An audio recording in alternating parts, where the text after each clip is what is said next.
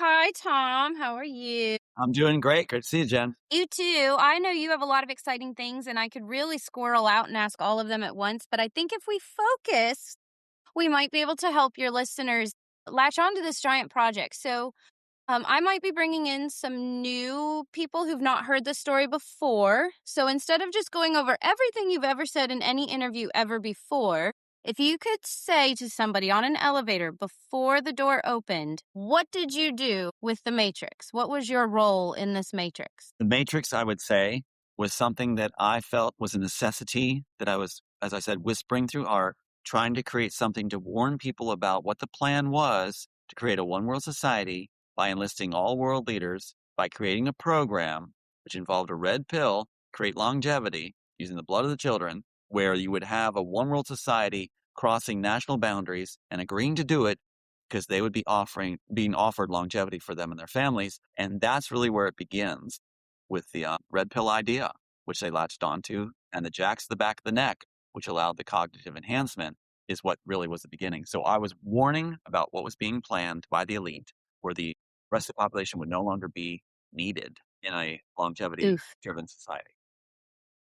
Okay, so we just got to my floor. I'm going to hit the next floor up. So did you write that into your screenplay about the red pill and the blue pill? Yes. In fact, you see when Morpheus, my Morpheus counterpart, when Neo goes to Underground for the first time, he's met with that Morpheus counterpart, who's the head of Underground. And he tells him that, yes, we have a bootleg copy of the pill, which allows you to re-enter the Matrix program and allows a imperfected longevity with painful side effects. So the blue pill is not based on the blood of the children. So yes, you see that scene where he first encounters Underground and the leader, which is the Morpheus. So what's interesting, I say, Jen, is that in the original, Smith is ordered by the architect to give the red pill interrogation scene, not Yeah. both, not both. And then the Morpheus counterpart offers the blue pill in Underground. First thing he does basically is talk about it, offers the blue pill so that Neo can re-enter the program after he's cut from the program and cut from the red pill program. So the blue pill will So the allow blue him. pill brings him back? Yeah, it allows him to re-enter and allows a pseudo type of anti-aging, which is not based on the blood of the children. I think it's a very important, profound idea. Is that a good thing or a bad thing? Well, it's out of necessity again. And the idea in the original story is that the blue pill is a necessity in order to confront the elite that has the longevity. So, but does not want to abuse the children or the blood of the children. So you're using a imperfect product. And so if you go back to what they did with it, the Wachowskis didn't understand it. They had the eat me, drink me, Alice in Wonderland perception, Yeah. and where it's like, both are offered, which makes no sense. So it's red pill is offered the interrogation scene. Blue pill is offered later to allow Neo, who's cut from the program, to get back in. Now, the blue pill also allows cognitive enhancement. The blue pill allows longevity at a space, not complete and with painful side effects. But the Neuralink or neuroenhancer, I call it, is what allows the cognitive enhancement. Keep in And mind, that was a yeah, was your Neuralink enhancement, was that designed similarly to what we're seeing in all these discussions of BCI implants and the Neuralink fix your diseases situation that's going to heroically take over the world? exactly. I'm glad you asked that because there's components that have been disconnected on purpose by the different industries that are claiming it now, like Microsoft Yeah. and Musk's group. What you're seeing is it's basically not complete in the public's vision yet, because here's what the screenplay shows you. I'll break it down. For cognitive, it's not the red pill for cognitive. It's the red pill for longevity. Cognitive comes from the jacks to the back of the neck, Neuralink. Longevity comes from the red pill, Stanford, IBM, working on longevity, working with the mitochondria. And then the opiate that ties it together, that makes it addictive, that people don't want to lose it, is the AI companion agent, which is also the immortals. So in the immortals, you got the three components: longevity with a red or blue pill and perfected. Cognitive enhancement with the jacks to the back of the neck and neuroenhancer, we call it, coupled with the opiate, basically the addictive element, which is the personal AI agent companion. So think of this. That element keeps the person from wanting to have it extracted, which happens in our screenplay. Neo has to have his removed. The architect had diseased it. So that he has to have his neural enhancer removed, neural link removed, and he has to apply Smith's to use his memories. But at the same time, he loses his loved one a second time, if you will. Here we go. Just like that Mm. series Humans. So here's what happens. When Like re-traumatized by choosing the right answer. yes. So Trinity, remember how the architect points to the doors, which one you're going to go through, right? Yeah. So it goes from our screenplay in a sense, where the Wachowskis didn't understand it, but they did it kind of interesting, choosing the doors, which one's going to lead to Yeah. Trinity. Well, here's the deal. Neo has to make this identical kind of choice in the original screenplay. I've never talked about this before ever. But when he's told that he has to give up his neural enhancer, which has his AI agent companion program as part of it, which I'll describe in a bit, stay with me. He also has the choice to give it up instead of holding on to it, give it up, and then use Smith's neural enhancer, which means he loses his AI agent companion, and that's gone. His memories are gone. He'll now have Smith's memories to access to get back in. Those are the doors the architect's pointing to, which Wachowski's and Warner Bros. Simplified to door choice. So it's the same thing. Now, here's the AI. And you have a thought on that? And I'll go right to the AI companion description. The opiate. You want me to go to that right now? Yeah, please Okay, go, because that's interesting. it's pretty layered. That's a little the door connections to that is I mean, there's a lot in marketing, but I don't wanna jump in. Go ahead. Yeah, but that's where it comes from. Everything's lifted from the original work and the storyboard. Like I said, they thought they could chop it that way, and they simplified everything, like turning the silver pen. That's Neo's creative and free will Yeah, represents that into the architect channel changing. Same thing with the doors. They put the doors there, the door choice. Now, like here's psychological triggers. yeah, and so what you got is the actual choice between doors is much more complex in the original work, but they didn't understand the work. So they simplified and Right. dumbed down everything. Now, the opiate. So you got cognitive enhancement, which basically right now is being owned by, I would say, who's the one? That's going to be, they gave it to Elon Musk. Longevity. Well, there's a lot of companies doing implants too. They're working on like, I know there's BCI implants from Synchron, I think it is, and other things like that. There's some chips that are like vegetable or something that you can swallow that'll camera look at everything for you. So they So divided I it think a out. lot of people Yeah, have partnered on your technology right, thoughts in here right. to like mass surveil, So right? we'll say that that's a great point. So we'll say that the neural and cognitive enhancement one is spread everywhere. Everybody's getting a piece of that pie. Then we've got the But longevity. there Yeah. are And pillars of right. influencers So in that, you're right. longevity, right. So what we're watching for is for longevity elements to be connected to the cognitive enhancement elements, connected to the AI personal companion element, which I'll describe further. Then you got the complete picture of what will enslave humanity, basically, and what's in the Oh, immortal. Yeah. So here's the opiate. So, example, Neo in the original story, the Neo counterpart, has lost his loved one, right? And so he is so obsessed about the loss of his loved one. I didn't want to write perfect characters. I wanted flawed characters that have these, we can mhm. enjoy. So he reprograms his AI Surrey agent program to emulate exactly the voice, mannerisms, phrases, timing, everything that his wife had had.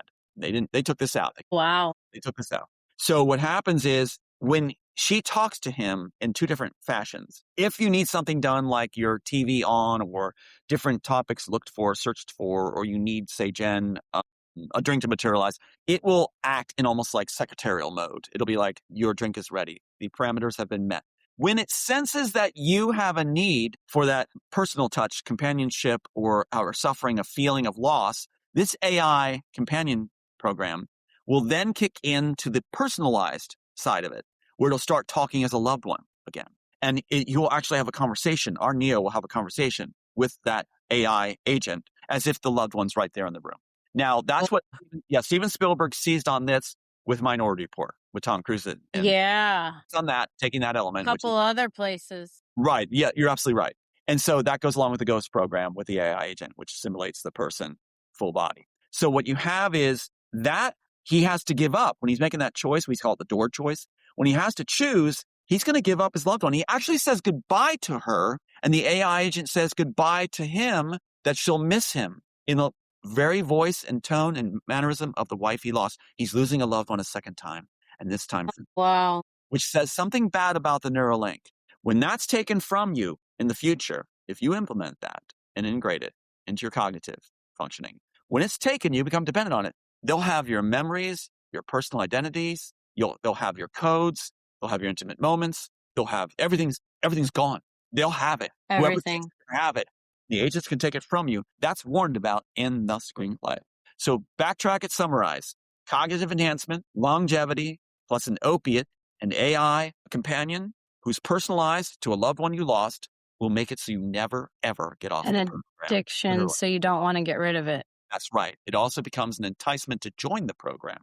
So that goes into the Uh, whole, yeah, it comes into the whole element of where Hunger Games comes into the mortals, where there's called a right, merit program, where that those who are right. outside the program could possibly merit. That's the train station scene with the parents pushing the Mm, little girl forward among a crowd in the originally crowded scene, right? They did it right with Will Smith and I Am Legend. They finally got it right there. But they're like screaming, take their kids, because that's another way to possibly get your kid into the program. And and the they merit, want their kid in the program, even though that program is basically like death. they want longevity for their child, and they're rolling the dice that maybe they'll have a good life there, but actually there'll be traffic. So, this was written in 1991? It was written between 1989, close, yeah, 1989 and 92 was finished. And so the first Okay. rollout is 93. You start to see it rolling out in 93. And in Finished in so 93. I'm sorry, finished in 93. Copyright attached 93. You're right. Go ahead. that makes sense though, because it came out roughly in 99, I think, in real world for, like, Yes, the movie. yes. 99. And that's why that copyright that they did with Tom Hanks on the Immortals 98 is so telling because our 90, Yeah. we have the Oh, 98 that's right here. interesting too. Yeah. Anyway, yeah. But see that the There's a three, lot of names that are randomly thrown into your story as I've heard your podcast, that I think are very key because if a researcher is trying to get to the truth of whatever and they stumble on your story, they'll hear names of people who were randomly in part of some aspect of your story that's not really a good way, yeah, you and see how they that have link. a key or a giant amount of rumors themselves doing other things in other places. So it just adds like a legitimacy level because you have a lot of those. You do. Like Mel if Gibson. I could Yeah. name drop here, like you have John Walsh, Tom Hanks, Mhm. Lenny Coco, Mel Gibson, Mel big Gibson, player in George Michael. yeah, George Michael. And they're all tied specifically to the timeline where take Mel Gibson. He's the one that claims he discovered the Wachowskis when they failed at everything they did. Their painting contracting business, they failed, dropped out of school. Their mom said all they did was play How did video he games. discover them? That's the question. How did he discover these scumbags from Chicago where they failed at everything they did, they said. So why would Mel Gibson be bringing them in? But Joel Silver uses Mel Gibson as the plausible story, he thinks, for how they got to Hollywood and to him. And then Mel Gibson's rewarded with Forever Young. And from Was then, that around the time that he got in trouble for the like Drink and Drive. yeah, and all those anti-Semitic statement things I and think it was stuff? just after he was then letting it out. I think he had it held up inside. He knew he was working nefariously for Jill Silver, that it was really a bad thing That he was seems doing. part of an initiation ritual. I think so too, Jen. I think so too. And that's why what's really frustrating for me is they then give Mel Gibson the Christian market. They're giving him the Christian market. Well, he's an alcoholic and everything. But the thing is that was whispered through the Immortals too, that the architect picked this Dooley character. So Mel Gibson's basically Dooley. This Dooley character is given the Christian market by the architect to placate the short lifers outside the program. And his job is to keep them placated. And he has this That's deal where he gets interesting. everything from the architect. Anyway, yeah. Anyway, all these, yes, So all these tiles. the fact that you have in your screenplay all of these different avenues that have from 1990s have been portrayed out and it's traceable is very interesting. And I can see where someone who can't really latch on to a detail that's deeper than I watch movies might not be able to see that because it's a lot. You have a lot. But let's step into mind of like analytical brain because I know you have that thing on your website, the probability of matchups.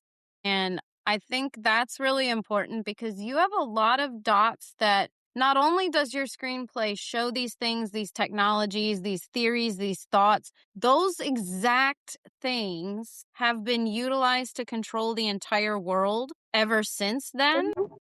And so even if that was just a coincidence and they did write their own matrix, how does yours have all of that? How does your name, high school, your dad's name, the author name, your fiance's birthday, your birthday, all end up in their screenplay if they don't know you? Well, that's the Like, it thing. doesn't make sense. You have so much data, so much proof, so much receipts, as they say. It seems like they've really created a giant smear campaign and collusion campaign to cover the story and still profit off of the ideas while creating a world that acts just like your screenplay. That's a great assessment because what they were trying to do is break the authors. They're trying to break the authors of original work and shove it in their face. Like the gentleman, I would never have seen, like Jen, I would never have seen those entries for a split second upside down in that interrogation scene in The Matrix if someone had not had told me to look for that split second upside down from the story department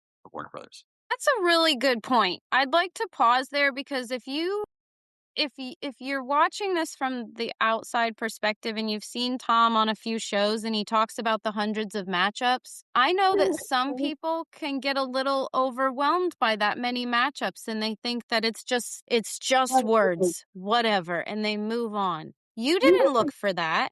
You didn't make that up. You didn't go, hog wild trying to find every ounce of, scene changes that they added to this thing. Someone brought to your attention that these things are in the screenplay, which is trending on the internet because people know that they put 9/11 on the driver's license. Right, right. So the internet will accept the idea that the Matrix writers implanted 9/11 and that's got to be some sort of a conspiracy. So if we can jump to that bridge, we should be able to jump to the bridge that someone brought you a screenshot of something, some data that shows that in this movie, your high school name, your author's birthday, your fiance's birthday, your father's name, your author's name, they're all in this shot that's a split second. Upside down. And so you wouldn't have seen it. You shouldn't know it. Why is it in there? Well, that's what the story treatment is. Great question, Jen, because the story department guy who called me, he explained it. He said the reason they've done this is they hate you. They don't understand the work. They want to be more clever than you, and they're mocking you on set. They're mocking you on set because they don't understand the work. They're embarrassed. And Joel Silver actually has an article where the Wachowskis stopped doing interviews, and he says the boys are embarrassed to talk about what it means. So that kept riding them apparently that the actual author knows the work and they don't. For a narcissist or a pair of narcissists to feel not superior and feel less to someone else is unacceptable, fathom. Oh, yeah, that's a really good point. So it's not like we're dealing with an unnameable they. We're dealing with humans who had Massive lies egos. they were covering and evil that they didn't want outed and other things we don't know, whatever. It's So reflecting they're it. going to make decisions and they're going to cover stories. And if you're looking at cover stories, what did those interviews with the supposed creators look like? Where are they now? How does their story align with current, mind control operations and psyops and things like that? And do they act like they know what the mission behind the Matrix screenplay was? Ask those questions for yourself and then come back to Tom's website and look at all of these things. Ask him questions, I think, because you seem to have a box of receipts that make more sense than the others. Well, you helped me realize something I had not realized before, another discovery, which is the Larry Wachowski was into sadomasochism. In fact, he married a Mm. woman. He left his wife, Thea Bloom, and married this famous sadomasochist or, dominatrix. And he marries her. So that's why Trinity, instead of the divine feminine type I had, like herself, it Yeah, she's turned like a in, yeah, it dominatrix. turned into a masculine version, and Moss would know. I wanted Catherine Zeta-Jones. But the thing Yeah, is, so that makes good sense. yeah, but then Okay. also they wanna torture the author in the mocking. They're just not just mocking, they're actually going hard-headed, hard-heavy, because he's into that masochistic nature. So he's gonna do everything he can to when this, person from the story department calls and says he hates you, he doesn't understand the work, he's gonna go all 9 bars to the wind. So he's gonna go all out. That makes sense. So that's a very interesting rabbit hole to do someday on the threads of psyops that have come out of the Matrix itself. And what's the personalities that drive those threads? I think that's an interesting thought.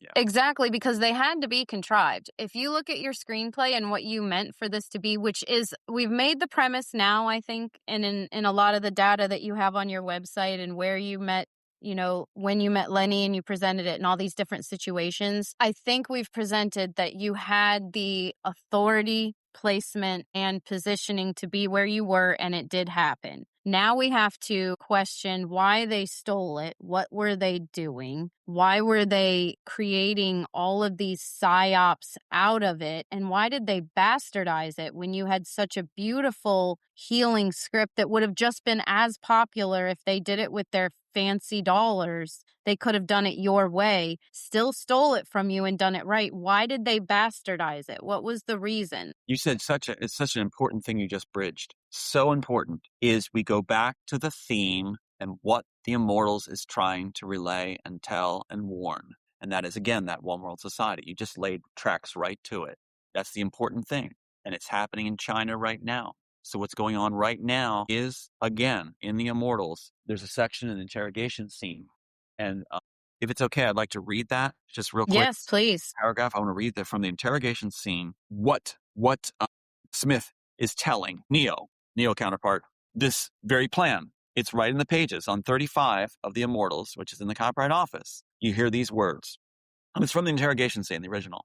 Neo says, program? Smith goes, imagine the greatest minds of the 20th century working together and defeating man's deadliest enemy, death itself. The Immortal program will ensure world peace. Right now, the highest offices of every major world power are joining and preparing to usher in a one world society. Our country's leading the way. I got chills right now. A brave new world is about to begin, and you can be part of it forever. I've been instructed to offer you everlasting life. And then later he says this, the one man that was killed, that was called the Ghost Program, Smith goes, I'm immortal. And when Neo threatens him, he goes, I'm immortal. Besides, I have 7 armed agents outside. Don't get in the way of your country, Neo. Make no mistake, I want what's best for her. Do what we ask and nobody will get hurt, meaning his family. And Neo's counterpart says, why was the German couple killed?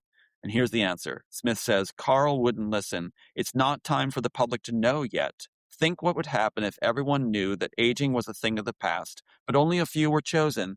There'd be anarchy. So what's going on in China right now? Trump shows up with the billionaires. The billionaires have formed a collective club where they put money in to gain longevity. The billionaires have already put the money in. It's in the article. They also said they're going to do cryogenic preserving, which is in that's the field of pause from the Immortals. That's what it's for. And then what happens is Trump takes those billionaires over to China to meet with that Zhang. And then what happens is right after that, the Russian leader comes with a Korean leader in China with a Chinese leader, all coming together for the first time basically in history, meeting together in peace to discuss the very thing that's caught on camera on a hot mic. When they're on the Yeah.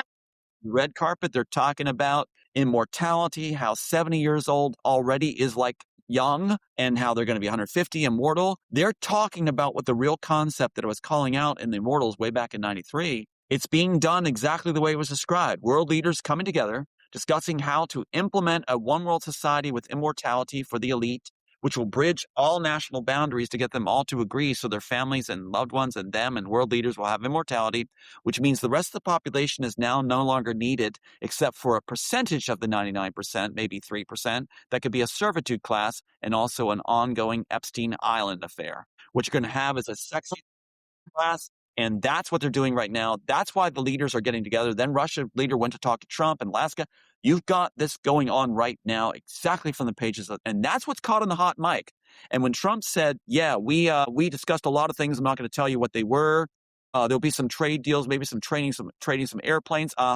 No, you guys were talking about immortality and longevity for the rich. And now you're figuring out how to make it stick and make it work. And you met in China where that's the most appropriate way if you're into some kind of mysticism, go to China because that's where the emperor with the terracotta soldiers originally was looking for immortality, and that's why he built that army. Wow. So they're going back to the birthplace of the search for immortality, historically, to discuss other than Wow. immortality for the elite. So the script is coming true, and Trump, who's part of it, a big part of it, remember it says in the screenplay, America's leading the way, your country's leading the way. He's the one who Yeah. invested in Netflix and also ABC, Disney, and Warner Brothers. Warner Brothers personnel went to Netflix. He's What invested do you mean by in, invested? Does he partner with them and stuff? he's put a whole lot of money into their organizations. He's invested in them. Really? Yes, yes, it's all over the line now. He's invested heavily in Netflix, and so also in ABC. So he's invested Well, I in guess, yeah, his shows and stuff were on there, right? I well, guess, and he's that stuff, was like also Amazon, which is all part of this ripoff too. Amazon, Netflix, Disney, you got them all 3. He's invested in all of them because that's why Amazon did the yeah, thing I with remember Slight. Bezos' wife at his inauguration got a lot of attention. Yeah, so All the they're billionaires have been surrounding him forever. It's they're like they sending just money to these to the yeah, trapped it.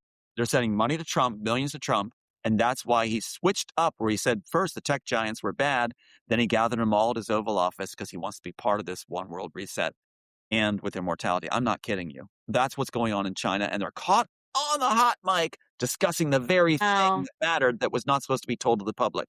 So we're experiencing the immortals happening right now. I've been, how long's it been, Jen? 3.5 decades? Trying to warn people. yeah. So here we are. So from 91, so when the future grandchildren are listening to this, from 88 till 2026, you've seen it come from an idea that was brought about by trauma, moved into a movie that trended and made many, many, many, many, many, many, many, many, many, many, many, many, many, many people millions. And now we're into the actual control mechanism of the screenplay is what we're working on having built.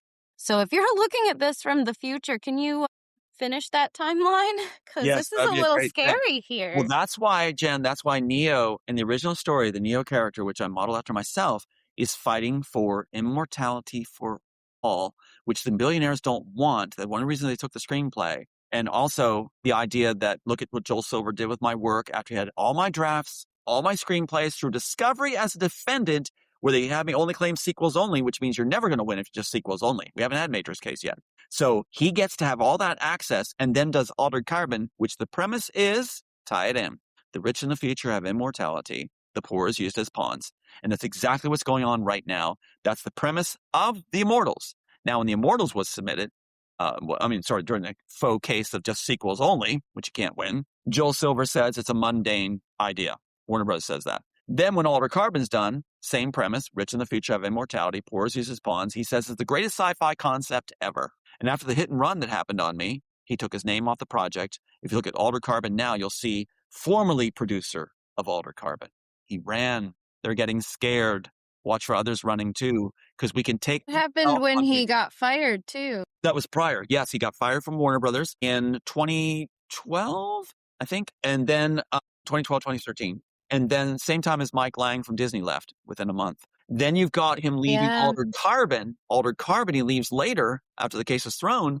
He leaves that after the hit and run was done on me and my son Sean was murdered. Damn. So So that that's gets when he's deep like, and heavy. It's so not yeah, just so the point I think is we're looking at it is all happening. That's one of the reasons, like you had asked, why it was taken. We are seeing them in China now, all these world leaders suddenly coming together for the first time, and they're agreeing behind closed doors because 70 is now young, 150 will be soon, and then immortality for the elite, which means the rest of the population is not needed anymore for Bill Gates and others' sustainable planet. You're going to see a planet in their hope which is green, cities being turned to green, lots of populations decimated, and then you'll have elite society with a sustainable planet, basically utopia, and a merit system they'll claim, a selection list for those who get to be part of it along with them. like a social credit system, like a Yeah, merit system, yeah, like if a you class merit it. system.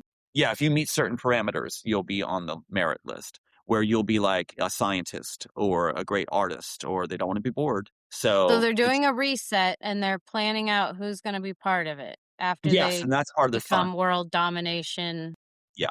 All winners. world leaders will join in. And here's the chilling part, I think. The world leaders will all join in. It's being done right now. Start with the top ones first. You got to have them agree first, and then the other ones will follow.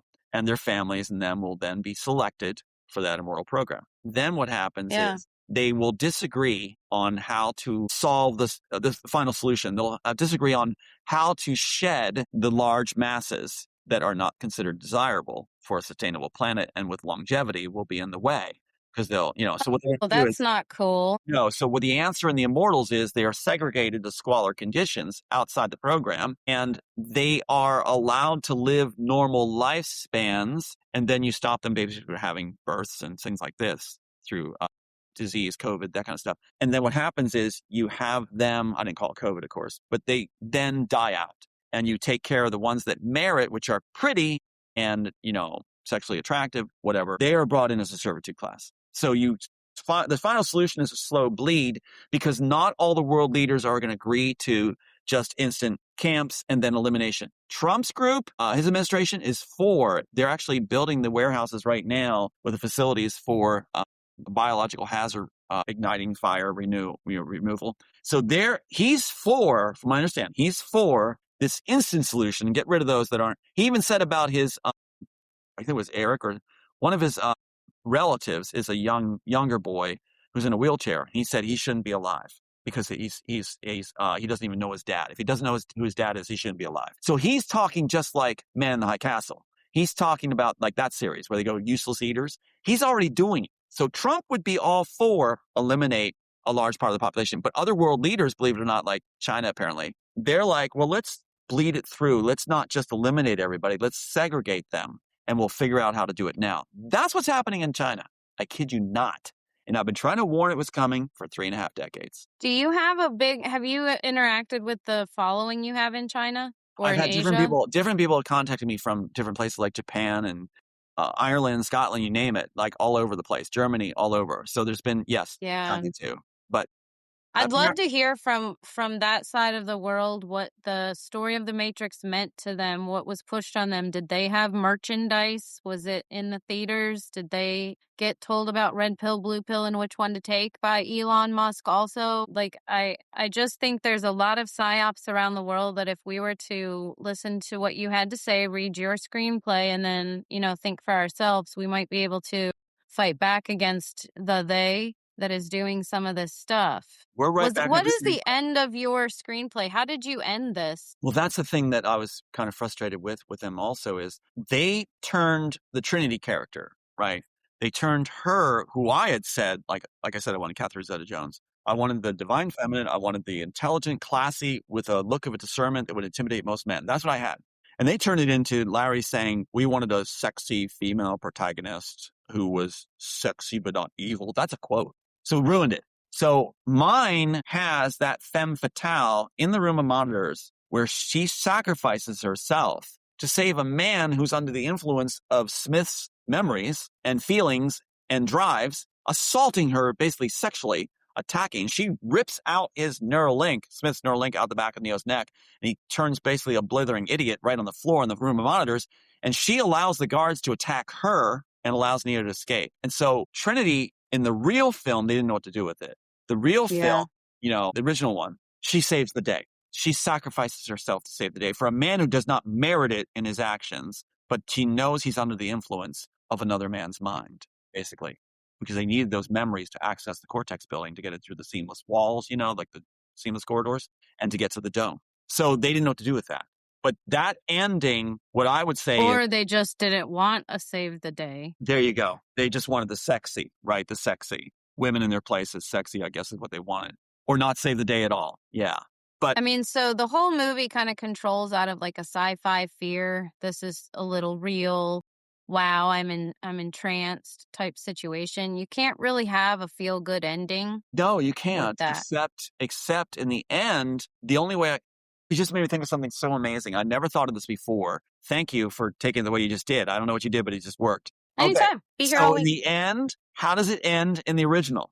You have identical figures facing off, little girl renewed with a pulse wave coming out from the crater, and she comes up and hugs Neo and points to the sun, restored to her daddy, right? And then Trinity is restored to life too and appears. That's pretty cool, I thought.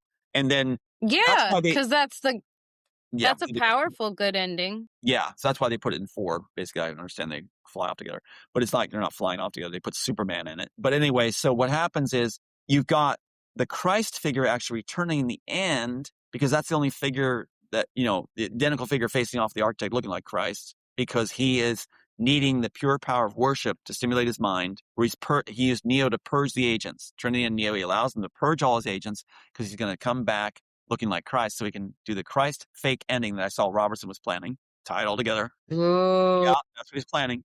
Fake blue pill, whatever, blue thing. And then you've got the real one showing up. Now, what they did was, instead of that, they put Neo in a Christ figure-like position with the cross on his chest, the gold cross, and they have the Deus Ex Machina, whatever, the Greek device for when you don't know how to end a movie. They have it descending, Right. and they called it that, the Greek device for when you don't know how to end a movie, because they said they kept the same ending when everyone said to blow it up. I think that's very telling because we've got Christ Yeah. descending to end it.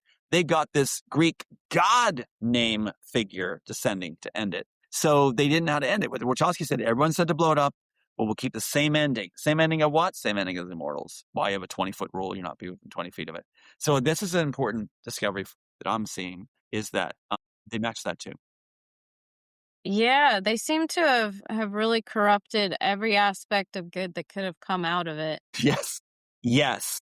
Yes. Absolutely. From the silver pen, what it means really to a channel changer, to the Right. this train station scene with the little girls and boys are being pushed by their parents with no hope and squalor conditions, crowds frantic to put them in for possibly a better life or they're going to be trafficked, and they call it just a subplot, the little girl.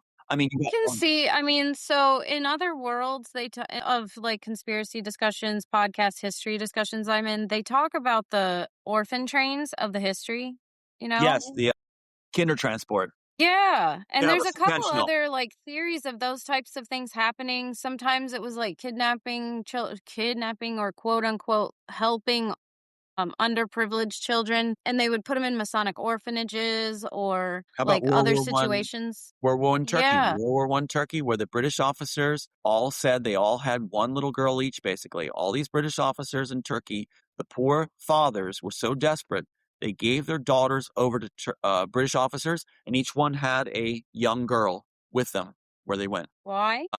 I would say pedophilia, but the fathers Yeah, were that's kinda trying what I was to hoping wasn't the yeah, answer. the fathers were desperate. So why would these British officers just save one child instead of sending him on to an orphanage or a care facility in England? Why are they keeping them with them wherever they go during wartime? That's like a comfort wife. So, a comfort wife, is there a population scheme on that? Well, what's interesting is you're going to find what's sad actually is that we're now coming out about Germany had comfort wives, Japan had comfort That's wives, gross. America, the reason we didn't get in so many atrocities, apparently, when the GIs went in, they were heavily instructed by Eisenhower and Patton through the ranks to have strict protocols when you meet German women. And so, but there's still like over 1,000 some violations, not like 300,000 some or 350,000 by the Russians. But you've got all these violations that did occur, even with the protocols in place. So apparently, there's this. That's why I hate these endless war things because it's like that is a lot of people feel it's licensed to, spoils of war, that women are spoils of war, all ages. It's got to end. Why? So that's been a thing for a long time. It sounds like in multiple cultures called different things comfort wives. I'm today Yeah. years old learning that. Now I'm going to have to research it. And please don't judge me for being ignorant. I think that is a very crazy concept that. So the children of those corrupt situations, let's say that those comfort wives survived, are going to carry their own levels of trauma. And that's a whole generation. Yeah, look at the rape of Nanking and the story that that brave girl, she committed suicide later, but she did a documentary on it. Also look online, you'll see probably on YouTube too. You can learn about how the Germans actually at the end of when World War II was collapsing for them, they actually selected women in each of these different localities to be comfort women for the GIs coming in. But if Eisenhower had not put those restrictions in place and really grilled them home, where they even put on signs on the ladies' doors, do not enter in English. So it's like they really did clamp down because they want to show they're different than the Russians. But they had to do all that because the nature was there. And the Germans were preparing for the GIs to come in by selecting young girls, young women, from the ages of like 18 to 35 to be different district comfort women for the American GIs coming in. So that's an interesting concept. I study the MK Ultra and the mind slaves and the sex slaves and their stories a lot, and that time frame is exactly the same. The MK Ultra mind slaves are like 1950s to 60s, and you're saying Eisenhower, who I'm looking up, he served from 53 to 61. Mm. So Well, he was the a idea general. Yeah, he was of a a general. sex slave, presidential slave, group of comfort women for whatever purpose Right. seems to have been worldwide at that exact same time frame. Exactly. And it's like that's why in the Immortals itself, the whole transgender thing this is deep. There's a lot of layers to it. Comes from this very thing. Because when the Neo counterpart, ends up cut from the program, the Trinity character helps him end up in through the train station, through liquid mirrors. She gets them through because if you're not on the program, if you're cut from the red pill, you can no longer pass through liquid mirrors, which are the security devices at the train station. The Wachowskis took that also and put them out of place into Morpheus' smoking lounge. But what happens is he gets through and ends up meeting a girl named Lorraine, who had been part of the merit program. She had been a grad student in the Immortals program and then cut out after she was sexually used by the professors. So that's the backstory. So she ends up there aging and she sees him. Neo goes to look. He was told to find somebody in the program he had seen before that is aged and hide out with her. Now, let me read the page from 94. Is that okay? Yeah. Okay, listen to this. 94. So here's where transgender first is introduced, where Warner Brothers gets hooked into it. And they blame me for putting the idea forward. But there's a reason for this basically transgendered, altered body that's not about making a trend or being trendy. It's a horrific reason. And it goes with that comfort idea. So Neo says those are Central troops, the agents. And Lorraine says, I heard rumors that were to be relocated, which goes along with what's happening with China, what I just said. Those that volunteer to go today have been promised special privileges, which is going to be offered. Neo draws the curtains. He sees Lorraine noticing the picture of the Trinity in his hand, the girl, like the one he programs himself with. Neo, she died many years ago. Lorraine, she's beautiful. Neo, Lorraine, if you'll have me, I never want to go. A tear forms on Lorraine's cheek as she smiles. She turns away from him. Lorraine says this, I won't blame you if you do. My classmates and I kept being raped by these rape squads, right? We made sure it can never happen again. Lorraine lifts her skirt and turns to Neo, showing a massive scar tissue between her legs. Lorraine, this is why we're left alone now. Neo holds her. Neo, I would like to stay. Lorraine begins to cry. Neo kisses her softly. Lorraine pulls away. Don't let me do this to you. Neo embraces Lorraine gently and brushes the hair from her eyes. There are many ways to show affection. So they took that tender moment of horror also of these women, these young girls being raped, where they scarred their genitalia and came up with a fad of transgender. In fact, the firm that worked to have the only sequels only and worked against me was a transgender firm representing the Wachowskis. So, So what was meant to heal, like you said earlier, what was meant to heal yep. and lift people was turned into something bad. Warner Bros. Does that. Their agenda is that we're all evil and they want transgender. They took what was meant to Not only heal. bad, but covering of trauma. Yeah, right. So a tender moment turned into a fad, which has damaged young people's bodies all over the world. And the Wachowskis were made to be poster guys for it. Once That's really sick. using work they didn't So make. I have two avenues of question on that, if you don't mind. That's it's a tender moment, but it's also not a moment that I don't think most brains could put that in naturally as well. And it has to come from some experience. Now, you've mentioned Pat Robertson and his cult, and you did have a horrific experience that happened to you. Yes. How much of that, or was that the piece that decided you needed to write this for healing? 100%. I wanted to make a difference for others. Compassion, is a big part of the writing process for me. Compassion for and service of your audience. So I thought I wanted to turn something horrible into something good and have other people get to be able to identify with that. And maybe they'll get healing by seeing that the answer is tenderness, understanding, empathy, and not being what the elite do often, which is just lustful, but actually tenderhearted, understanding, caring, embracing, encouraging, loving, empathy. Rewrite the pathways of the torture, not Right. keep In torturing. a sense, and glad you asked the question, in a sense, turning what is bad into a chance for something that is beautiful. And that's what that scene tries to do. Yeah. And that's biblical too. He'll take what the enemy sent for evil and turn it to good. Right. And then, like you said, they steal the script and turn it into worse. So I'm looking forward to the thing being made the way it should be.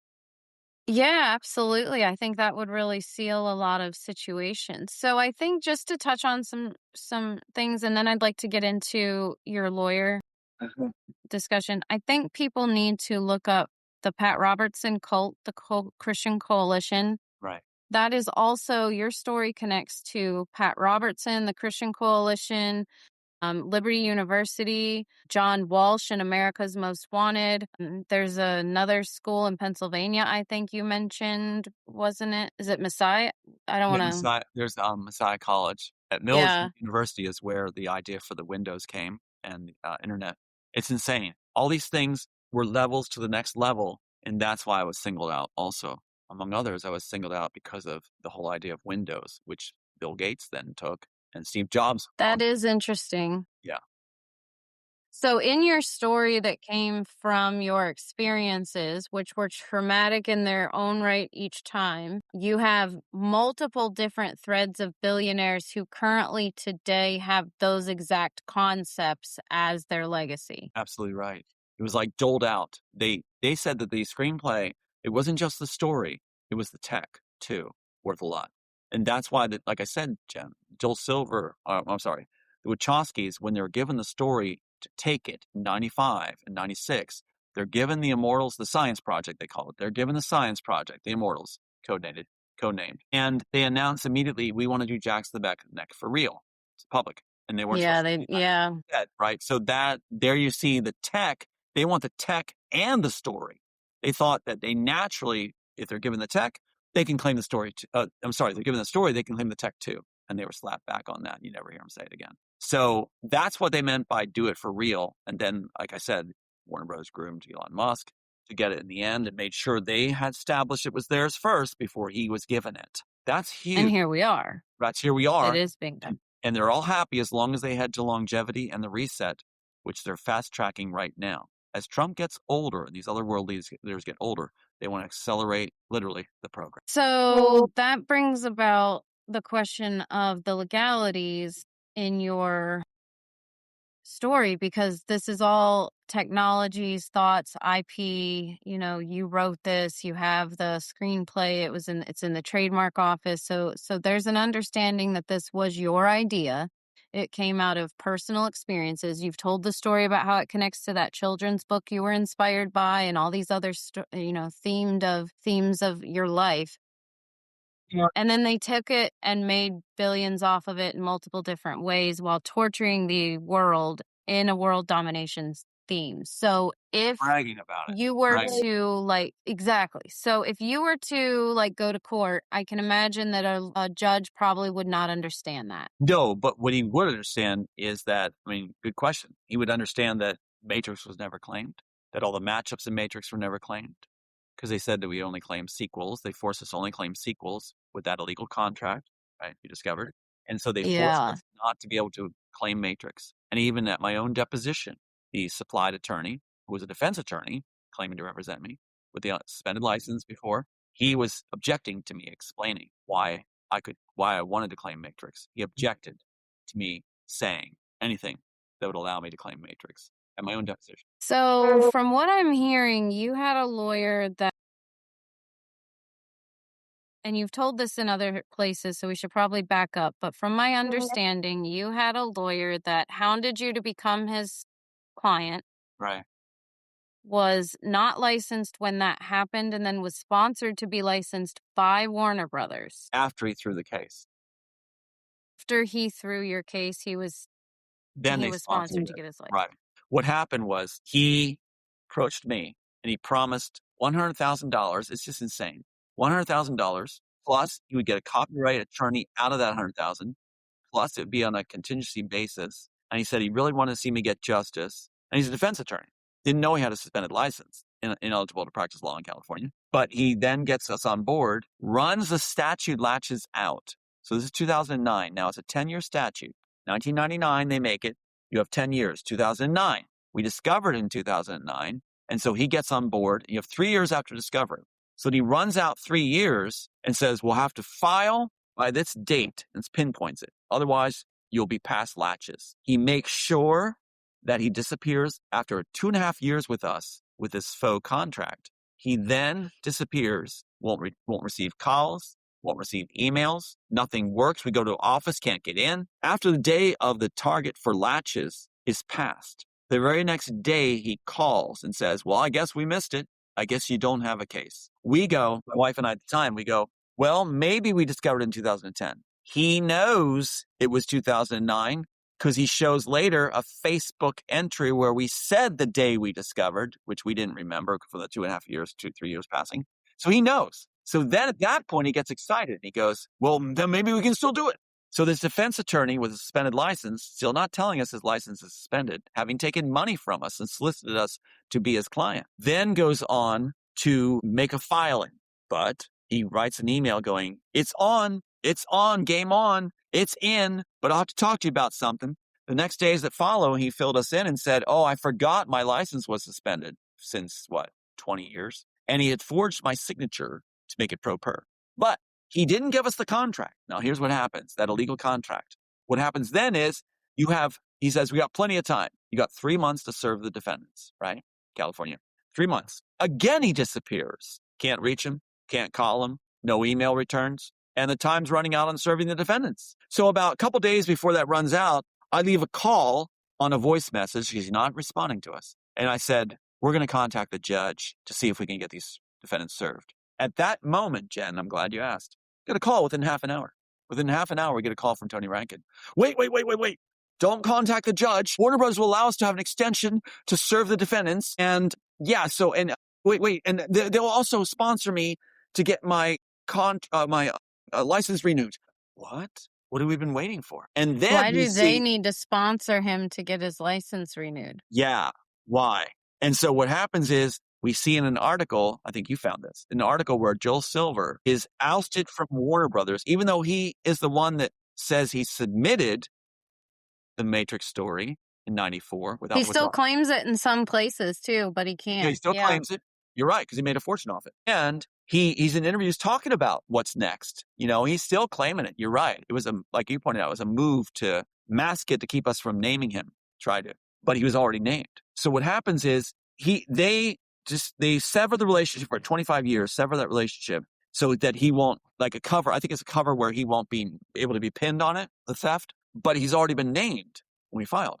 So they allow Warner Brothers. Here's the part that kills me. Warner Brothers, while sponsoring Tony Rankin, to get his license reinstated after he's basically run out latches. Why, Jen, are they allowing, and for people listening, why are they allowing the defendants to be served with an extension to serve them if you already won by running the latches out? Yeah. Right? Because they know they got, quote, Rankin in their pocket. They know they got a defense attorney who's classmate of their attorney from University of Berkeley, and they know they can have access to all the drafts and all the materials that they can steal with impunity later because they can just, as they bragged, had my back against the wall, no idea how much I was being screwed, quote, had Rankin in their pocket. So what they did was they were able to take everything and orchestrate a nightmare where they could take stuff, alter packets, take evidence, not return it, and make sure the case was thrown by demanding that only sequels be claimed, not Matrix 1. But you can't win if you don't name Matrix 1. And they argued that the matchups in Matrix can't count in the sequels since you're not claiming Matrix. I'm like, I want to claim Matrix. Let's claim Matrix. No, you're only going to claim the sequels. And I was bound by an illegal contract that you saw had you found those 5 flags and the criminal clause. Yeah, so when he mentions all that, it's on your website. It's at tomalthouse.com/contract. And the news article that you're mentioning here, too, is up there on the bottom. September 24th, 2012. WB ends Joel Silver era with $30 million payout. Matrix Lethal Weapon franchise is part of the deal by Rachel Abrams and Mark Grazer. It says, as it ends a 25-year relationship with Joel Silver, Warner Brothers will pay the prolific producer around $30 million for the rights to more than 30 of his films produced under Silver Pictures' banner, an unusual agreement that prevents him from collecting any future coin from hit franchises like The Matrix, Lethal Weapon, and Sherlock Holmes. They kind of frame this as something like it's a payout. Maybe he did something wrong, like it's a firing, like you're done type of situation. But it almost seems like it would have protected him. Had you sued or whatever, would he have been able to be in the deposition? Would he have had any, like, how would that have worked out if he still has rights? Well, see, he would be still accountable. He was the one that orchestrated that, owned it. Yet they kept trying to argue he has nothing to do with it. You can't depose. We won't let you depose him. This kind of stuff. And Tony Rankin was trying to say that too. And so they actually supplied. So they're protecting him because he might know some things that his truth would corroborate. Well, he's the one that orchestrated the theft. Yeah, that's part of it. He's the one that hired the director from Ghost in the Shell in 1994. I mean, the series was going on since the 80s, but he hired him in 1994 to do sketches of all the stuff in the Immortals, which is Jack's the back of the neck, genderless people, pills. He had those illustrations done by the director of Ghost in the Shell. And the first thing Rankin said to us when he was coming on board, they solicited us, is we got to watch Ghost in Yeah. the Shell first. We got to watch Ghost in the Shell. Because they were going to make that like, look, this is the plausible story where it came from. But no, I submitted in 93. Those entries were sent over by Joel Silver in 94. So he tried to make a plausible source material, just like he did with Oblivion when Disney held it for him. And they've never finished that novel since. When the case was thrown, Disney hands Oblivion over to Joel Silver. They've got the robot-like agents, got it right. You got the stadium, all that stuff, the identical figures at the end. You got the little girl pointing to the son, the man, at the end. So it's exactly the Immortals. But Joel Silver claimed they were never going to finish the graphic novel. Not needed anymore. Mm. You don't have plausible source material anymore like they did with Ghost in the Shell. So I think it's a very telling aspect they didn't think we'd catch on. It is. That is a very interesting aspect. And it seems like the collusion was needed from every aspect of this to keep it quiet because I mean, like, they couldn't have seen you coming, did they? I mean, they didn't know they were torturing you through that network to create the screenplay to get this, did they? I This is mean, a great how did question. this? Yeah. I mean, I think Pat Robertson, he's the one that started all this ball rolling. He didn't want when I was exposed to the sex ring, Pat Robertson's organization, he didn't want the getting out. So you destroy the victims. That's what they do. They destroy the victims and reward the Yeah, perpetrators. they Baker acted you or 302'd you or Yeah, whatever it's called. constantly. Yeah. And so what happens is you've got them never wanting the screenplay done with my name on it.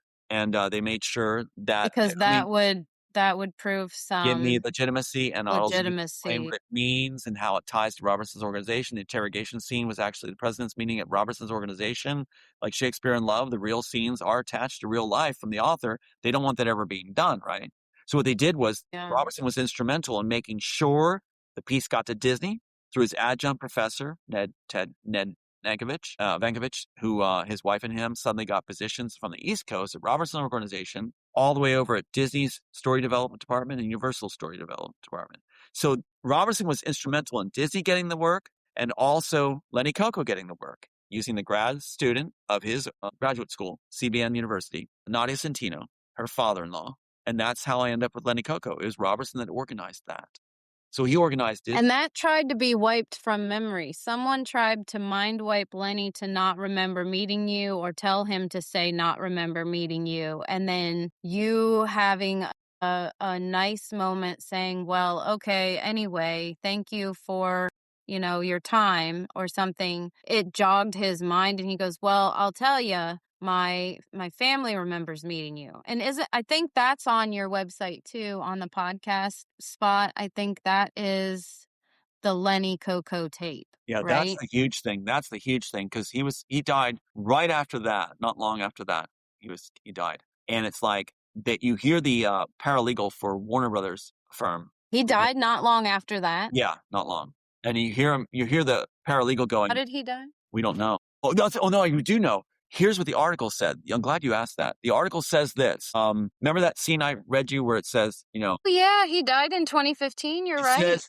undisclosed causes. They never disclosed why. Now, when do they do that? When do they ever say undisclosed causes? I mean, just say his heart gave When out. they're covering something. Yeah. Oh, it does. That's the first thing that says. Isn't that Doo-wop something? singer Lenny Coco, lead vocalist of the vocal group Lenny Coco and the Chimes, died on May 8th, 2015. He passed away at his home in Holbrook, New York, which is where you said you went, right? Yep. From undisclosed causes. How about? It's crazy. It's absolutely nuts. And if you look at the original screenplay too, you'll see where it says, wait a minute, where was that?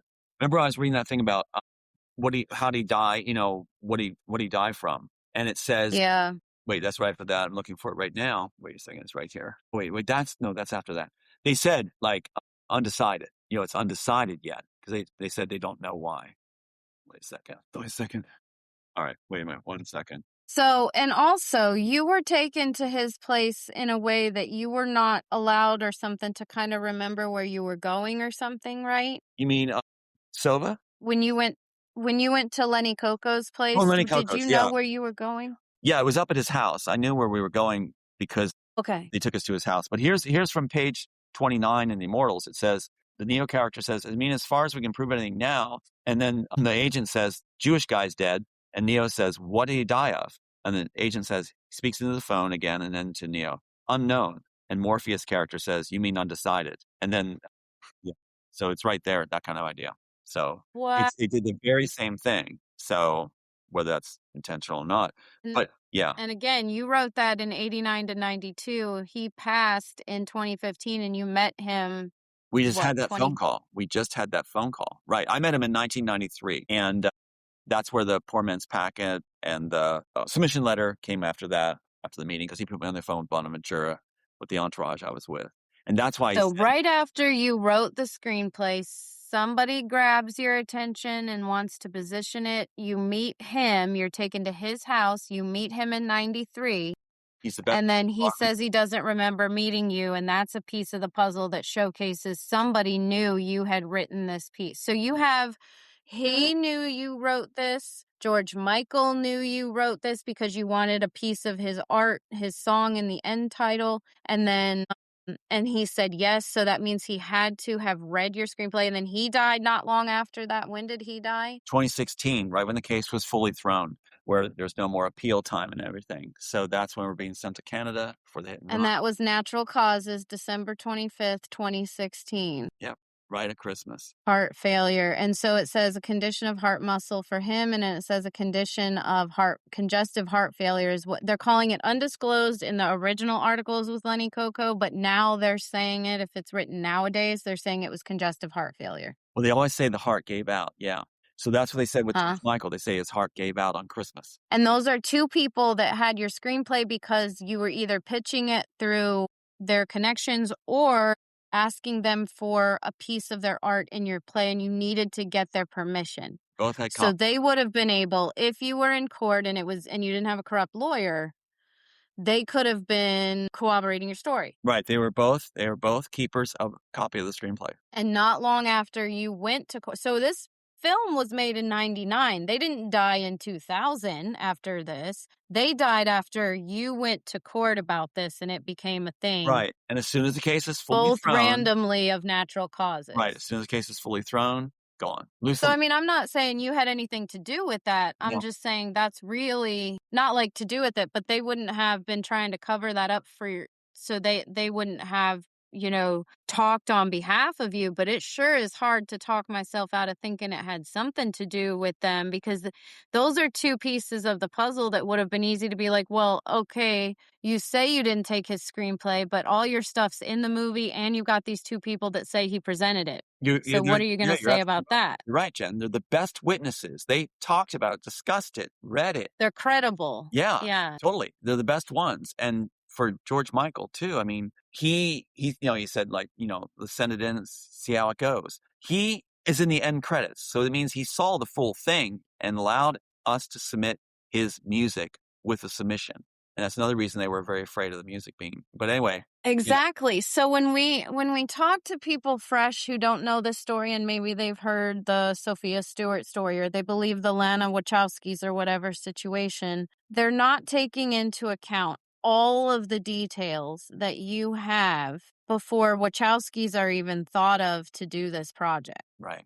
Plus Lenny at the end of the tape, you hear the paralegal for Warner Brothers going, "You're vindicated. You're vindicated." She's saying Yeah. we're vindicated from Yeah. Lenny saying that you were here because he had said you're crazy when they said like he said you're crazy. We called him twice. You're crazy, and then we call him and he goes like, "No, you were here. My wife remembers you. My granddaughter says last night she remembers you." So he knew. He was told last night that the night before that he was told from his wife and his granddaughter, who was grown, that we were there. So he was It would be told. really sweet if that granddaughter came out and was like, "Yeah, I remember meeting Tom." Well, Nadia Satino contacted me and I said, yeah, she was working for Robertson's group and grad student there. And I said, yeah, I'd love to talk to your granddaughter. She moved her immediately to Italy. Yeah. Is Nadia Satino the granddaughter? No, Nadia Satino is the ex-daughter-in-law. Okay. And she's the connection that set you up. And so the granddaughter moved not long after that. Well, And as soon as probably I is. asked, I said, I'd love to talk to granddaughter. She was playing like getting back in my face again. I was like, well, then let's talk to granddaughter. And she immediately after that said she's moving her to the west coast of Italy. She did, took her around. Whether she did or not, she was not going to make her accessible. I thought it would kind of cathartic. That's Yeah. That's crazy. That's what the attorney for Warner Brothers was saying. "Have you contacted Nadia Sutino? Have you made any effort to contact her? Have you contacted her yet?" I said, "No, we couldn't find her." They were very concerned about the granddaughter and the wife telling us anything. So, yeah. So the wife would have been Jenny? Yes, I believe so. Yes, yes, Jenny, It yes. would it would be really neat if that granddaughter would be able to corroborate your story. Just have to get around So Nadia, yeah. exactly. Or I mean, if she's hearing this on her own, that Well, would yeah, she's be, grown now. hello. She's grown. You're right.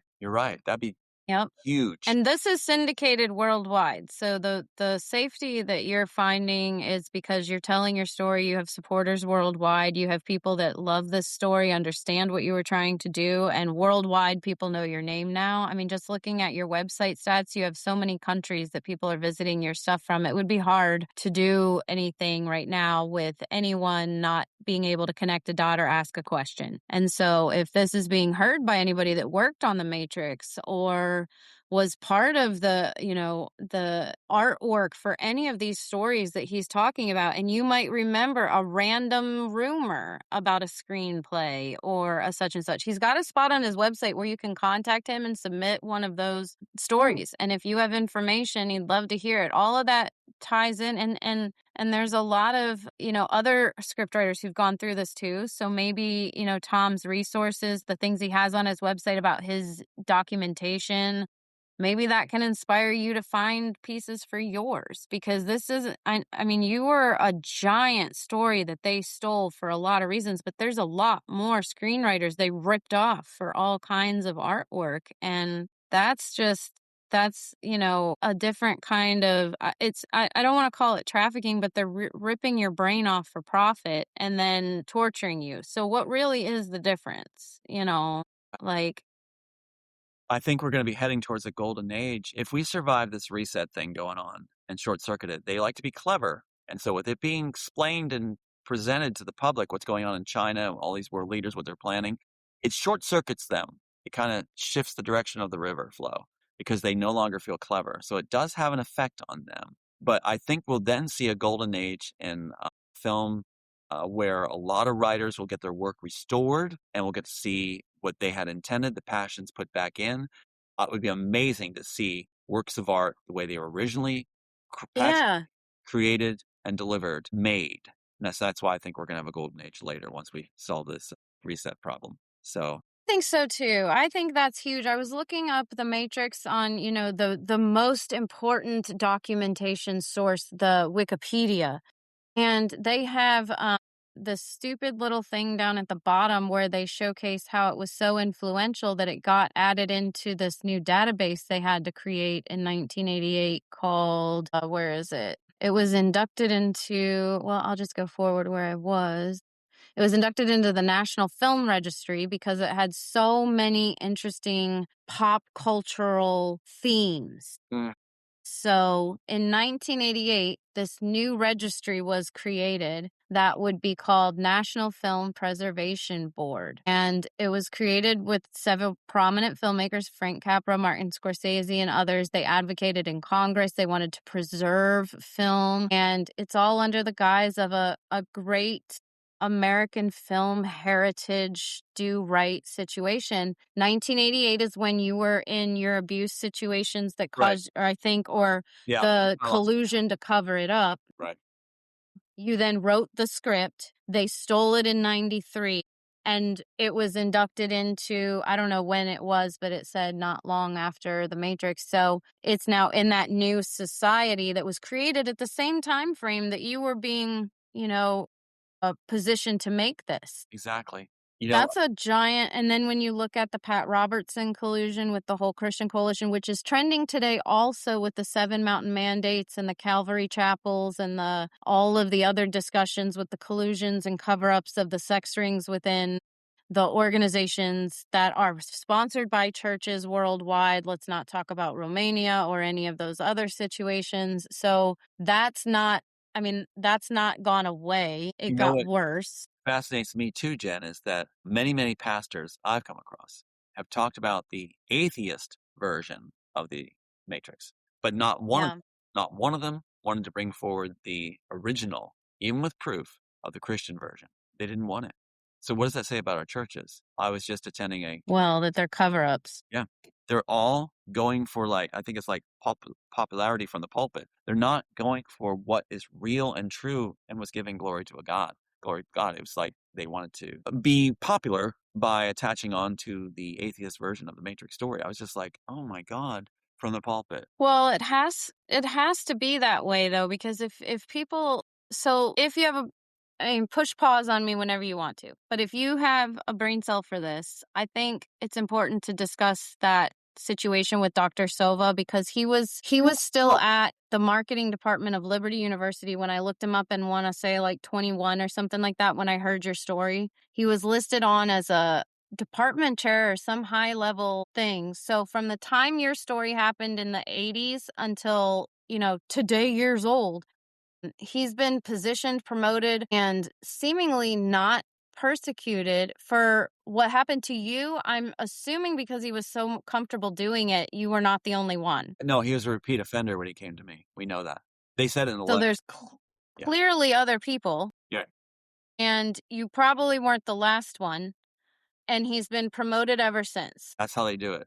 That's how they do it. It's almost like And rewarded for doing the offenses. which is very against what they talk about, present, discuss. But it's interesting because Liberty is in so many discussions for sex scandals, and then they just get right over it. Like they're just still influential. They use the phrase, they don't want to see people drag the church through the mud, and that allows the perpetrators to continue on. Well, then their leaders probably shouldn't be operating sex cults on their campus or other campuses, or collusion cults to cover that up. I'm assuming that would stop a lot of the corruption at those places. You'd think, wouldn't you? It's true. And then Yeah. they do this phrasing where they use this for Sova too. I've seen it done for a number of perpetrators. They'll go, he or she is a wonderful man. He's a wonderful man. He's hurting this wonderful man. So the perpetrator is posed as, They did that in those letters that are on your website that they yeah, sent you. yeah. And then emails and things like that, or posts on your own They site. Yeah. they Yeah. position the perpetrator as a community benefit, and then you as a crazy person for saying what happened to you, because they can't imagine it happened to you. Right. You're hurting them. You're hurting the perpetrator by coming forward. This Would is how you define the Exactly. Now, would you define the situation that happened with the trailer, and however you want to go into it detailed wise, I'll let you discuss that. But if would you define that as satanic ritual abuse based on the horrific detail of it and how it was a homosexual act for control? I would say the way he performed what he did was more a lust-driven rampage. It was just like he just was so focused on what he thought he was going to gain, and he thought I'd be compliant, that it was like right down a railroad track. It was like, try to get me to comply, try to get me to give up into it, dirty the hands, tell me that if I didn't do it, then I would lose position, that he was so lonely, pleading. He tried all kinds of tactics in order to get along, and then the roofie came later. And that was because you had said, "No, I'm not gay. No, I Yes, won't do this. that's right. No, I want to go back." So he made it sound like at that point he got mad when I said, like, you say anything you can to avoid these situations. I said, like, well, my problem's not men, it's women. He got up and faced the trailer door. I remember it so clearly. He folds his arms away from me, goes like, aren't you macho? Like he's really angry because he said, I thought you were. I thought you were. The beard, you were in theater. I thought you were. It's like he's angry. He spent all this time and set up this trip. And, well, why don't you just flat out ask? But then he gets like, he makes it like it's a done thing. We'll move on, and then I'm roofied. That's what they do. They go like, oh, you're going to be like, we'll move on from this. Okay, we'll just do the work. And then you're offered something together. We'll take this drink, and then you're roofied. So they make it like they're descaling it, and they're coming back down from this, that it's closed topic. And that's how they pull it off. Has he ever spoken to you or caused a lawsuit or said defamation Not or once. addressed this? Not once. No, he doesn't want it being surfaced because they got away with everything being shut down. So That's horrendous, because that being so he was connected to Pat Robertson. How? he was a professor, and then he was rewarded by being an associate dean of communications. And at Robertson's organization, they actually did a joke with the other faculty where they put his name over a closet entrance and said it's Sova's coming out of the closet. They all knew he was gay. He had talked about the faculty hot tub parties and pool parties where they would be naked together and said that women were nothing to look at. Robertson's was a cesspool of corruption, and they all felt that they were covered by Christ, that grace was increased by them doing wrong. He said his wife knew he was taking the trip. She was okay for it because he was lonely. That's Robertson's organization. And so if you look at Jerry Falwell's Liberty University, it's the same animal where they send him there and look at the communication department there and the guys there. It's basically a sex club. Well, I mean, so Google doesn't necessarily deter what you're saying. They kind of corroborate I mean, you can back up what you're saying here a little bit. So, I mean, you have the deeper details, but it's interesting because it says Dr. Silva was and the late televangelist Pat Robertson are connected through the Christian higher education and media. Dr. Silva, a recognized communications professor, taught at Pat Robertson's Regent University, formerly CBN University. Isn't that what you talk about? Yep, that's where he was. That's where I was. In Virginia Beach, Virginia. Dr. Silva taught at Regent Schools Communication of the Arts. He played a foundational role in equipping students for careers in Christian television, media production, and broadcasting, industries that Robertson championed through the Christian Broadcasting Network. Dr. Silva taught strategic communications for many years before stepping into other academic roles, leaving long-standing legacy of mentoring media-minded students with conservative Christian academia from Liberty University. Pat Robertson, the prominent evangelical leader who hosted the network's flagship show, The 700 Club, and founded the Christian Coalition, passed away at the age of 93.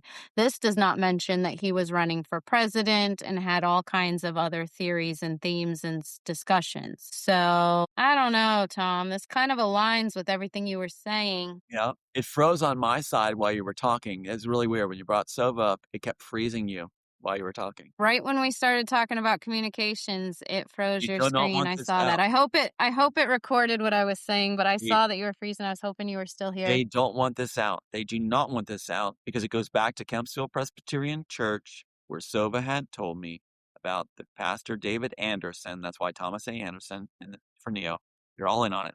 Came forward and confessed about sexual relations with Pat Robertson and the head of his communication, or I'm sorry, grad school. So the president of the grad school. So that's what that David Anderson confessed to his congregation at Kempsville Presbyterian Church.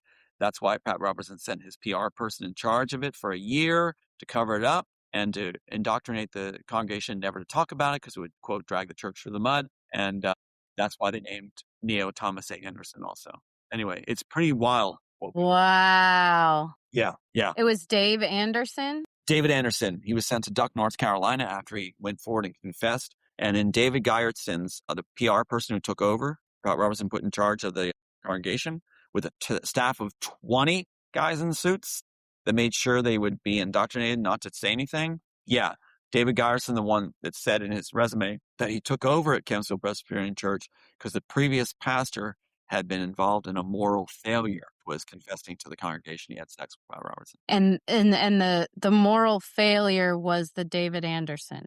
David Anderson was the moral failure because he had gone before his congregation and confessed about sexual relations with Pat Robertson. Just double checking because you're correct. When I Google search who's a David Anderson involved with the Kempsville Church anywhere, and it comes up Kempsville Presbyterian Church in Virginia Beach, and Reverend David James Anderson was a highly influential former pastor of Kempsville KPC.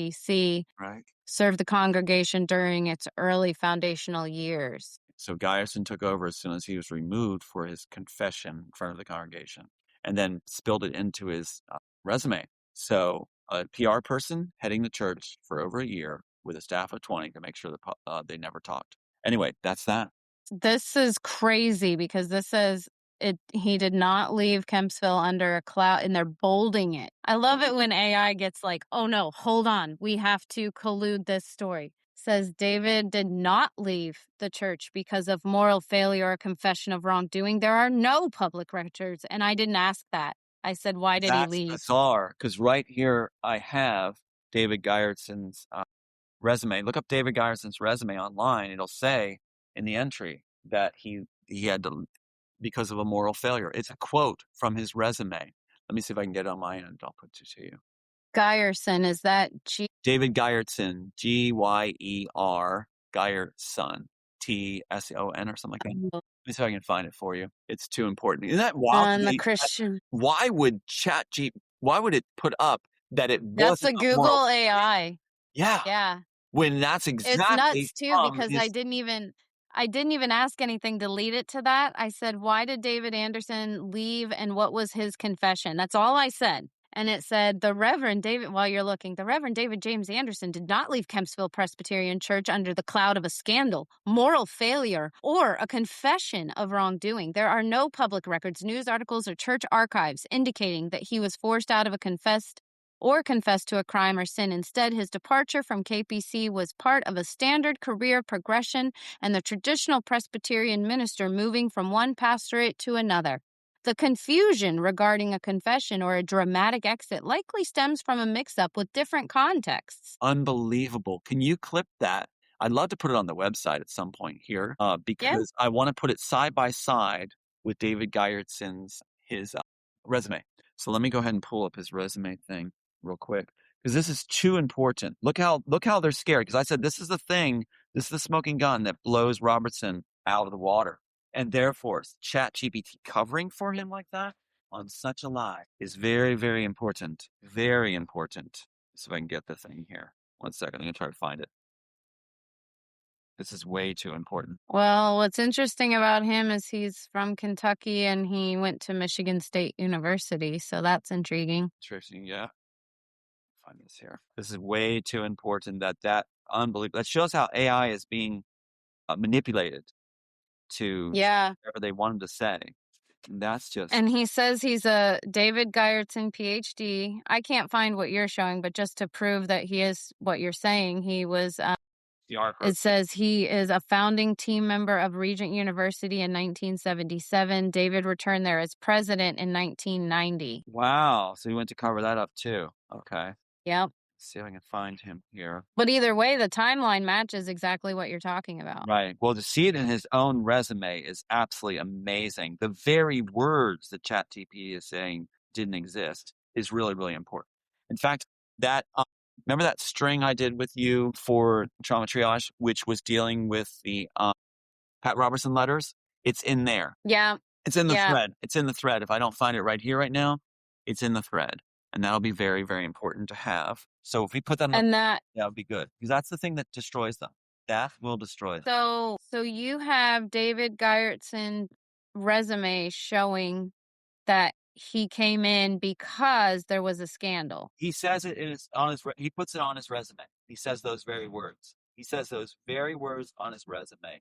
So that's what's in that packet I sent you. I'm going to try to find it right here, but it's too crucial. So I'm going to try to find it right here because he says the very words. I think it's right here. That's the words he uses. But it's in the materials I sent you. I'm looking online too for that, what you talked about. Looking also here with the stacks. This is too crucial. So, Too big. yeah, so the letter that you received from Pat Robertson was January 10th, 1989. So you found the violation of the Some of it I'm looking to see if I have the one that's Jenkins, this is Pittman. And if we don't find it right here, I will spend the day looking for it because it's too important, way too important. Now that we know that they're trying to backlash So, that much, that has to be put up. so let's Might see, be. Darling Graves, Look at this one. Paul Mansheim, It might be in here. Hold on. Oh, got it. hired the Oh, there's the 302s. Jill Silver one. That's interesting. Moving slowly for this one. You go. Got it. Got it. Okay, let me hold it up for you. So let's put this so you can see it, and then if I need to, I'll scan it again, but watch what I have here. 1 second. This is so cool to see. All right, here you go. I'm going to hold up to the camera. All right, ready? So here's the first Okay. page. See it? David David Geiertson. Geiertson, PhD. Right. And he puts on here, he posts it online and puts confidential. He posts it online. Now, here's the first page, Regent University. This is his whole resume. Does that say Tulane down there under that? It says Taylor. Taylor. Now watch this. Regent University president. That's what you saw. There's that. Yep. Now watch There's this. the Asbury, Kentucky. Okay, here we go. Here we go. Take a screenshot. Goodness, hold there. Yeah. I'm going to put you main screen for a second so I can get that big. Sure thing. This is the killer. And we can take on chat on this one. and post this clear. Oh, I can't believe they even used his own language. All right. So give me 1 second. Hold that there. Okay. Do you mean to get it All right. smaller? Will you read that? Yeah, here's what it says. All right. June 1985 to May 1986. That's a year, 1 month missing. Kempsville Presbyterian Church, Virginia Beach, Virginia.